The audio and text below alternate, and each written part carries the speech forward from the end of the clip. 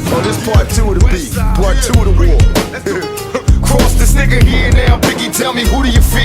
Ain't a living so grievous, I bump no fear here. My last full flash, then I mashed his ass. Blasted, fuck with me, but I blast your ass. So many follow, but can't reach me. Caught in the maze, catch him, mimicking my style, trying to walk this way. Impossible, my posse dropping you, we death row ride. No need to beg, motherfucker, ain't no mercy inside.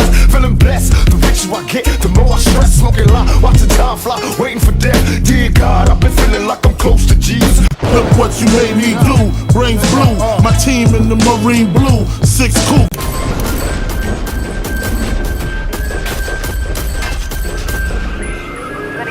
Skeet it out, weed it out, clean it out. The block for distances, giving long kisses, bitch. Now, you've seen the video of Tupac going up to Baby Lane and throwing the first punch. Yeah, exactly. Yeah. Tupac is not from LA. Exactly. He got he had people in his ear. And you don't just fire on somebody. No. That's from somewhere. Yeah. And think something. That's how I looked at it. That's how I looked at it. I looked at it like, you feel me, like, just cause I ain't a problem with Tupac. I like his music and everything, you feel me, like, but you just can't, no matter who you is, man, you can't go up to nobody and try to be tougher than what you is, you feel me? Like, you can't just go take off on a nigga. You don't even know this nigga like that. You don't know what he can do or who he know or nothing like that. You feel me? That shit not cool. So I feel like that was Tupac's biggest mistake. You feel me?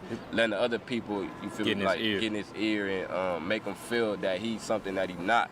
Exactly. You know what I'm saying? And he didn't know what he was really dealing with. Exactly.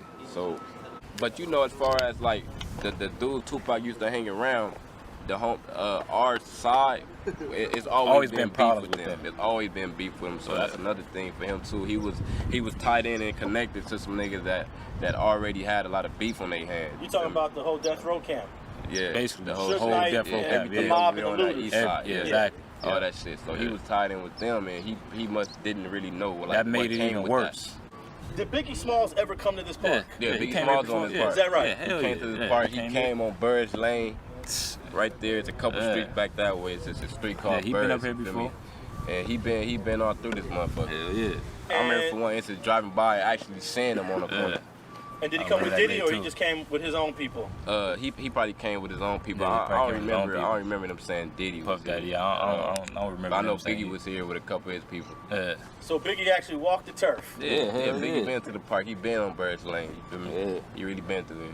If he never got killed, I'm just assuming, I'm sure Biggie would have put somebody on from Southside at some point in his career, right? Yeah, he would. He had a couple of homies though. What's his name? Listen, I got a lot to say. See, like, it's like the homies been doing his music shit like way before us. You feel me? You have Baby Lane, rest in peace, the Success Records. Yo, YouTube, what up?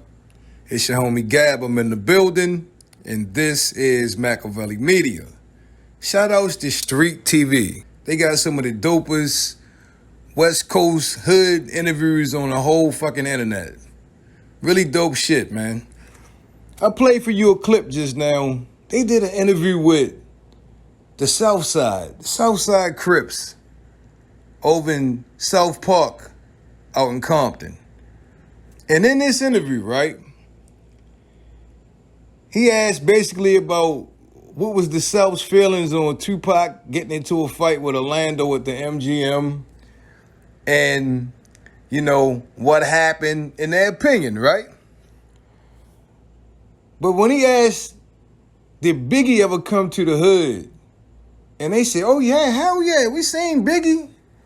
You ever seen Diddy? No, we ain't never seen Diddy, but we seen Biggie. I was like, wow. That says a whole fucking lot right there. Because we know Puffy wasn't moving around in the streets nowhere. Not in New York, not in Cali, shit, not in Maine, nowhere, right?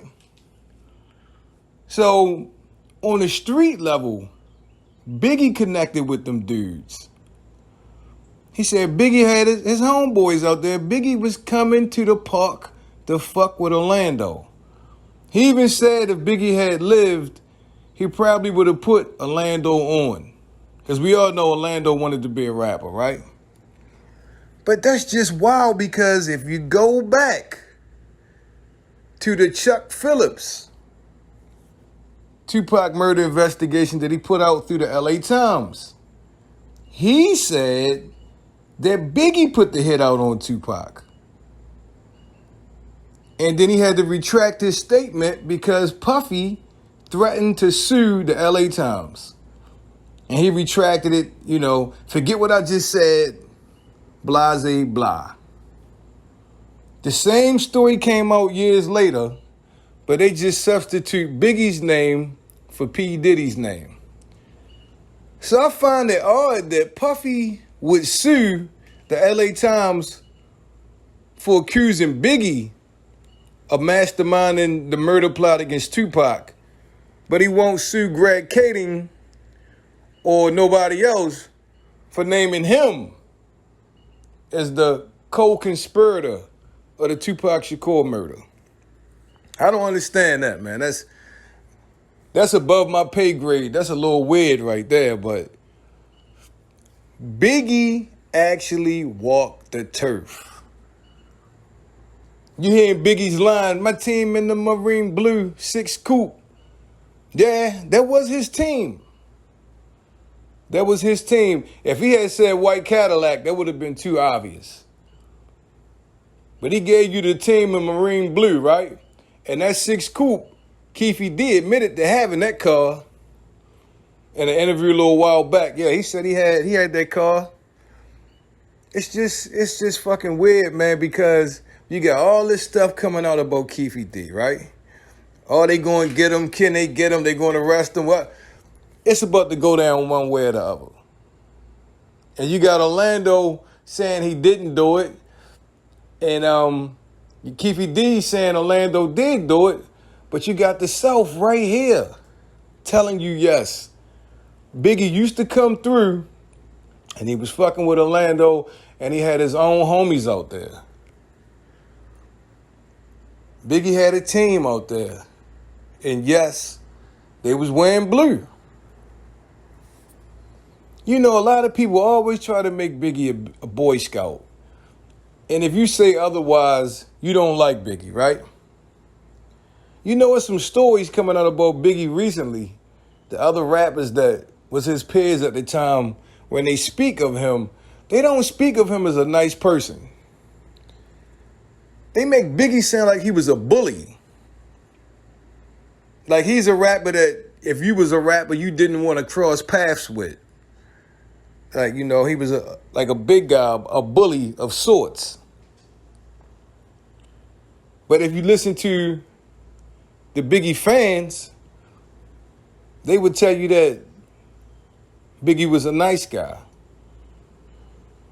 I don't know, man.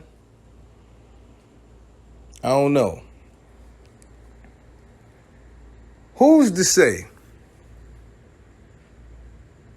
exactly what happened between Bad Boy, Keefy D, Orlando, and Biggie? I don't know. I don't know much about it. But what I will say, it seems to me that Keefy D and Puff had the relationship because they was bosses. But on a lower level, Biggie and Orlando was rocking out together. Closer in age, Orlando wanted to be a rapper. That's what Biggie was. Orlando was a G. Biggie admired that type of shit. And they had a common adversary. Tupac Shakur, Suge Knight, Death Row Records, Maud Parvers. The homie said, yo, Pac ain't know what he was getting involved with. When he started fucking with dude, we been had a beef with them. He said that was well known. We been had a beef with them. Talking about the mob in the South. And he said, Pac ain't from here. Tupac didn't know that. Honestly, I don't think Tupac gave a fuck. I ain't trying to make him to be no Superman or no super nigga, but I don't think Pac cared what the politics was and, you know, who Orlando was or who he could have been. And ultimately, that could have cost him his life. And by all accounts, they saying that's what got him killed. But you would have to wonder, though, I mean, could Chuck Phillips' initial report have been right? I mean, it was very descriptive. It said Biggie supplied the murder weapon. He told him shoot him with this gun. And I don't know how deep the investigation actually went, but Biggie had an alibi. He had little C's that said that they was in the studio together, I think in New Jersey at the time when Tupac got hit.